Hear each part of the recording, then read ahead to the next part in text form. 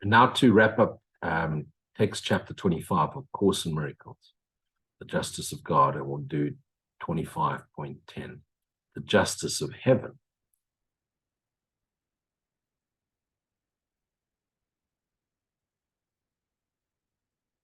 So what is really the justice of heaven? What does that mean? Heaven being the essence of God, the extension of God's love. What can it be but arrogance to think your little errors cannot be undone by heaven's justice? Your little errors, your little ideas of sin. And what could this mean except that they are sins and not mistakes, forever uncorrectable, and to be met with vengeance, not with justice? That's what we believe in this world. That was our fundamental beliefs. That's how most of us were raised. Are you willing to be released from all effects of sin? Surely the answer is yes. You cannot answer this until you see all that the answer must entail. For if you answer yes, it means you will forego all values of this world in favor of peace, the peace of heaven. Not one sin would you retain, and not one doubt that this is possible will you hold dear that sin be kept in place. You mean that the truth has greater value now than all illusions. So you want the truth more than you want anything in this world, anything in this universe. And you recognize that truth must be revealed to you because you know not what it is. And you recognize that the truth must be revealed to you because you know not what it is. And you want it now. To give reluctantly is not to gain the gift, because you are reluctant to accept it. It is saved for you until reluctance to receive it disappears. When you really seek ye first the kingdom of heaven. Now I've got cat hair all over my face, and so that's why I'm the little devil came and sat on my lap. That's it. Vengeance is mine, said the Lord. And you are willing completely, it be given to you. God's justice warrants gratitude. So if you offer gratitude, you get God's justice, not fear. Nothing you give is lost to you or anyone, but cherished and preserved in Him, okay, in heaven, where all of the treasures given to God's Son are kept for Him and offered anyone who but holds out his hand. In willingness they be received. Do you want the peace of heaven, or do you want the suffering of this illusion? Nor is the treasure less as it's given out. It just extends, and it gains as it extends. Each gift but adds to the supply. The light gets brighter and brighter. Sun awakens to the light He is. For God is fair. He does not fight against His Son's reluctance to perceive salvation as a gift from Him. Yet would His justice not be satisfied until it is received by everyone, every fractured dreaming character in the Son's dreaming mind. Be certain any answer to a problem the Holy Spirit solves will always be one in which no one loses. And this must be true because He also asks no sacrifice of anyone. And this is an important lesson in the Bible where Jesus says, I seek mercy, forgiveness, not sacrifice. Any answer which demands the slightest loss to anyone has not resolved the problem, but has added to it and made it greater, harder to resolve, and more unfair. And that's often what religion does. It asks sacrifice and penance of its followers so that they can believe they're sinners. And if the church isn't beating them up, they must beat themselves up and hold them responsible. And when they feel guilty, what do? They give their tithing. And that's how the church uses it to make money. It is impossible the Holy Spirit could see unfairness as a resolution. To him, what is unfair must be corrected because it is unfair. And every error is a perception in which one, at least, is seen unfairly. Thus is justice not accorded to the Son of God. When anyone is seen as losing, he has been condemned. Why? He's condemning himself. Any fracture is lost. Any fracture loses. Any fracture is punished. The dreamer's mind is punished. And thus punishment becomes his due instead of justice. How can he awaken from the dream then? The sight of innocence makes punishment impossible and justice sure. And yet if you know that everyone, the essence of them is innocent, and the evil or the little sinner in them is an illusion, then what is the truth of them? Innocence. The Holy Spirit's perception leaves no ground for an attack. Only loss could justify attack. And loss of any kind he cannot see. Is losing the world, is losing memory of yourself ever having existed, really losing anything, if it's all an illusion, and you thereby remember your true self, that which is true, that which is the shared essence with God, is losing a dream in which you suffered and was never true, a loss? Or would you willingly give it away and seek to know thyself truly?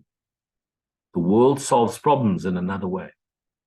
It sees a resolution as a state in which it is decided who shall win and who shall lose, how much the one shall take, and how much can the loser still defend. Yet the problem still remains unresolved, for only justice can set up a state in which there is no loser, no one left unfairly treated and deprived, and thus with grounds for vengeance. Therefore, everyone treated equally and the same, for everyone is fractures of the same mind. Problem solving cannot be vengeance, which at best can bring another problem added to the first, in which the murder is not obvious.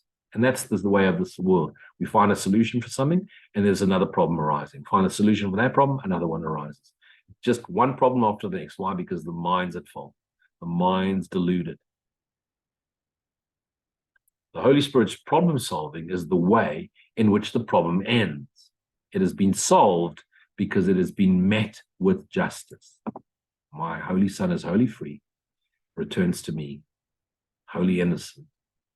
He's never changed. He's not a body. Until it has, it will recur because it has not yet been solved. And how do you fix this? Permanent forgive. Keep forgiving. Anything that disturbs you, anything that gets your emotions, everything that disturbs your sense of self. What is anything that disturbs your sense of self? Guilt coming to the surface because you've misappropriated what you are. You've tried to attach yourself to an identity, a lifestyle, to whatever, and now you feel guilty. And so you attack. The principle that justice means no one can lose is crucial to this course. For miracles depend on justice, on seeing equality, not as it's seen through the world's eyes, but as God knows it is. As God knows it, and as knowledge is reflected in the sight the Holy Spirit gives. Because what does God know? His Son is wholly innocent. He's just dreaming a dream in which he sees himself unfairly treated. No one deserves to lose. And there's nothing to lose because you've never left God. And what could be unjust to him cannot occur. Healing must be for everyone because he does not merit an attack of any kind. What order can there be in miracle unless someone deserves to suffer more and the other less? And is this justice to the wholly innocent? If you're completely innocent and you've murdered someone in your dream, should you be punished for it? A miracle is justice. It's not a special gift to some to be withheld from others as less worthy, more condemned, and thus apart from healing. Who is there who can be separate from salvation if its purpose is the end of specialness and thereby the end of separation?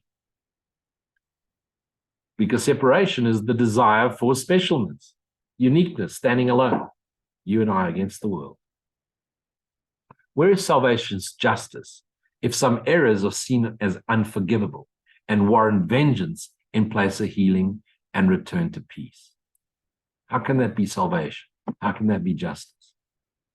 Salvation cannot seek to help God's Son be more unfair than he has sought to be of himself. If miracles, the Holy Spirit's gift, right-mindedness, were given especially to an elect and special group and kept apart from others less deserving, then he is allied to specialness. And that's what the church and religions believe. Each one of them, of course, being more special than the next. 20,000 sects of Christianity. Not one of them agrees with each other. Isn't that amazing? What he cannot perceive, he bears no witness to. And to everyone is equally entitled to his gift of healing and deliverance from your illusion and given peace. To give a problem to the Holy Spirit to solve for you means that you want it solved, no matter what the outcome. To keep it to yourself, to keep it for yourself, to solve without his help, don't forget to ask for help, is to decide it should remain unsettled, unresolved, and lasting in its power of injustice and attack. No one can be unjust to you, no one, unless you have decided first to be unjust. For every action, an equal and opposite reaction. Karma. And then problems arise to block your way, and peace be scattered by the winds of hate, and thence you're unhappy. Unless you think that all your brothers have equal rights to miracles with you, and I mean all your brothers, every single human being on this planet, you will not claim your right to them because you are unjust to one with equal rights. Seek to deny, and you will feel denied. Seek to deprive, and you have been deprived. A miracle can never be received because another could receive it not.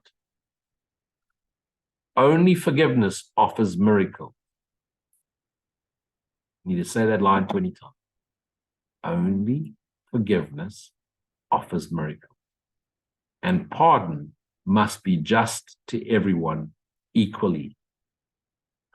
The little problems that you keep and hide become your secret sins, remain your obstacles to peace, because you did not choose to let them be removed for you. That's your only prayer. Holy Spirit, show me another way. Show me another way to see this, that I may dissolve it in the light of my true self-awareness. And so they gather dust and grow until they cover everything that you perceive and leave you fair to no one. Not one right do you believe you have, and bitterness with vengeance justified, and mercy lost, and innocence lost, condemns you as unworthy of forgiveness. The unforgiveness have no mercy to bestow upon another. That is why your sole responsibility must be to take forgiveness for yourself. Don't try and fix the world. Awaken self, and the world awakens with you that much more. Each time a fractured part of God's Son's dreaming mind returns to the awake part of its dreaming mind, and the mind lights up a little bit more. The miracle that you receive, you give, because giving is receiving, and receiving is giving. Each one becomes an illustration of the law on which salvation rests, that justice must be done for all, if anyone is to be healed. Why? We're all fractures of this one dreaming mind. And that dreaming mind is your mind, Christ's mind, Son of God's self. No one can lose, and each one must benefit. Each miracle is an example of what justice can accomplish when it is offered to everyone alike in equal intensity. It is received and given equally. It is awareness that giving and receiving are the same. The awareness is vital. because it does not make the same unlike. It sees no differences where no differences exist. And thus it is the same for everyone, because it sees no differences in them. Its offering is universal, and it teaches but one message.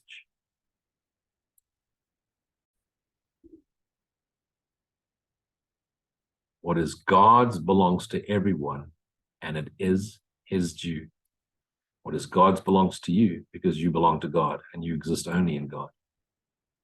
So remember this, because it does not make the same unlike. It sees no differences where none exists.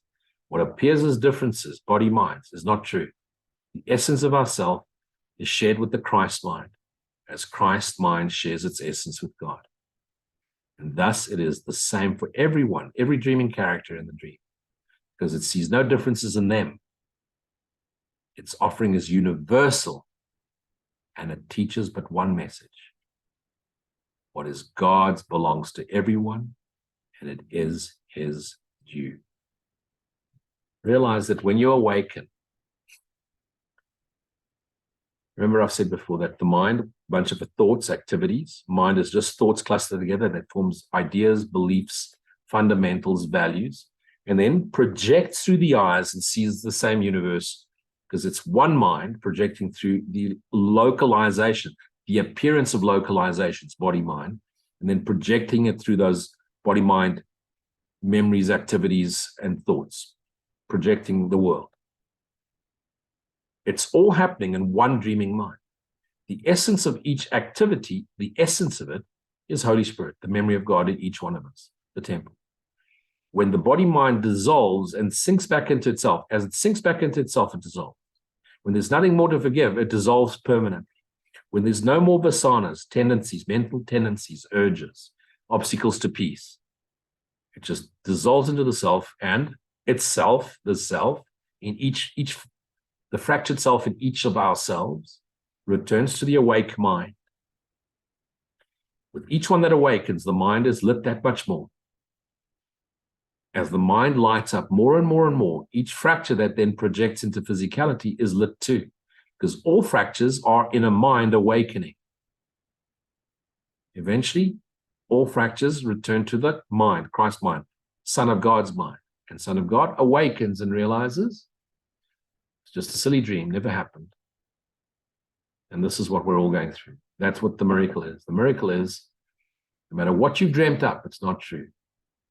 Be thyself knowingly. Remember thyself. Remember God. Thank you for joining me.